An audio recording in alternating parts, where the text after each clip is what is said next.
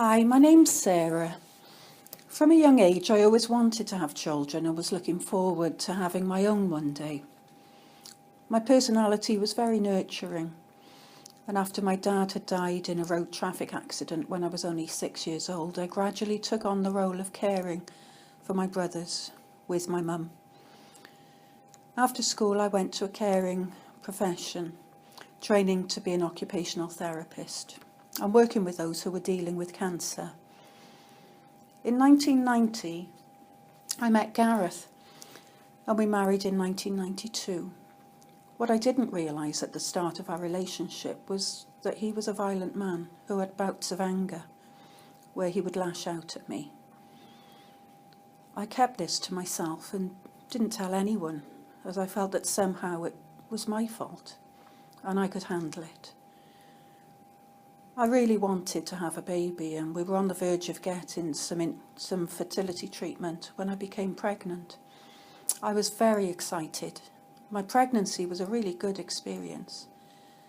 However, as soon as my little girl Lottie was born, I knew something wasn't right with me. I started to have very black thoughts and felt very low. I lost my appetite and lost a lot of weight. I felt guilty, as I'd always enjoyed children and caring for them, and now having my beautiful little girl in my arms, I felt inadequate and anxious. I felt like there was nothing positive in my life and nothing to look forward to. I constantly felt that I was not good enough and had lots of self-doubt. When I look back at photos or home movies of myself during that time, I look stressed, anxious, and on high alert. My husband continued to be violent towards me, and even though he was a good dad and helped me with Lottie, I was quite scared of letting him be too long with her and spent most of the time caring for her myself. I breastfed, which helped me bond with her, but still felt very low. I decided to try to get help, and the GP referred me to the community mental health team, where I was diagnosed with postnatal depression. This diagnosis was helpful, and I was assigned to a community psychiatric nurse. She was brilliant and really supported me.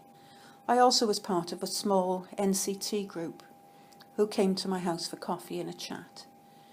Everyone was always on their best behaviour and had their babies all dressed up looking lovely. But one day when someone asked me how I was, I said, actually, I feel rubbish and have been diagnosed with postnatal depression. This opened the floodgates for us as a little group, as others shared how hard they were finding it too. However, despite all of this, I didn't tell anyone about how Gareth was with me. I was too scared to. I thought I could deal with it and protect myself and my daughter.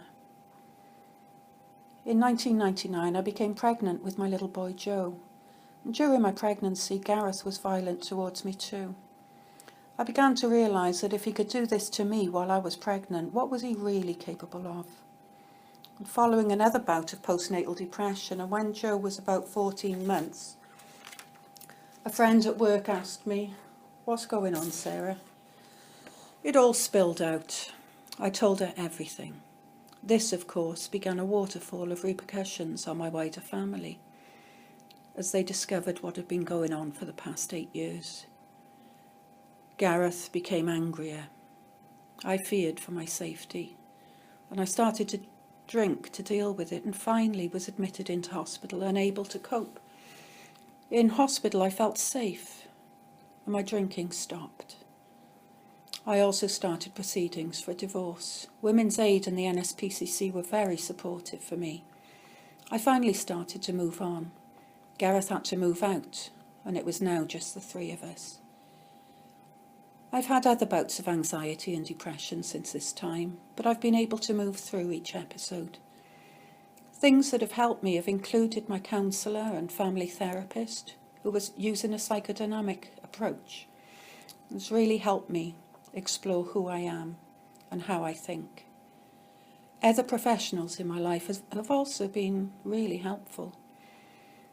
I've got a very supportive network of friends, and of course my family and brothers have always been there too.